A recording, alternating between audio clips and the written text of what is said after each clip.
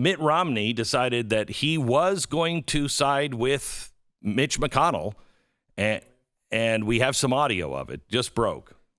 The side of the Constitution and precedent, as I've studied it, and make the decision on that basis. Senator, you said that in your release that you would look at a nominee's qualifications.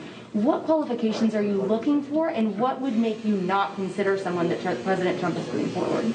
Well, I think it's straightforward in terms of the qualifications you look for, which is someone who is an expert of the law, someone who has a record of fairness and judgment that you think is consistent with the law. I prefer choosing those folks who are, if you will, strict constructionists, meaning that they look at the law itself and the Constitution, as opposed to sort of looking into the sky and pulling out ideas that they think may be more appropriate than either the law or the Constitution. So I recognize that we may have a court which has more of a conservative bent than it's had over the last few decades. But my liberal friends have, over many decades, gotten very used to the idea of having a liberal court. And that's not written in the stars. And I know that a lot of people are saying, gosh, we don't want that change. I understand the energy associated with that perspective. But it's also appropriate for a nation which is, if you will, center-right, to have a court which reflects center-right points of view, which, again, are not changing the law from what it states, but instead following the law and following the Constitution. Which Romney is this? I've not met this Romney, at least in the last few years. Have you, Stu? This seems to be the Romney of 2012. Yeah.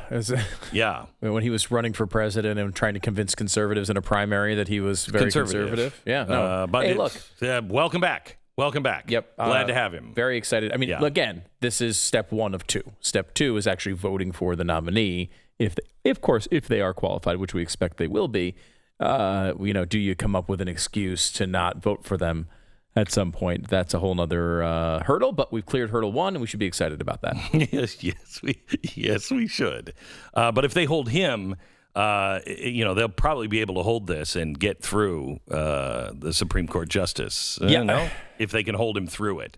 It's hard at this point. Every name that has been brought up that it was questionable, we kind of have an answer on, and it's shaken out into the point where it would be 51 senators are still lining up with the party. You never know. There could be another straggler here or there, but it really can just be here. It can't be here and there because they only have 51. Right. But yeah, there was questions about Lindsey Graham. It's like Lindsey Graham will say anything at any point to anyone for any reason. So, you knew he was going to come along. Murkowski and Collins.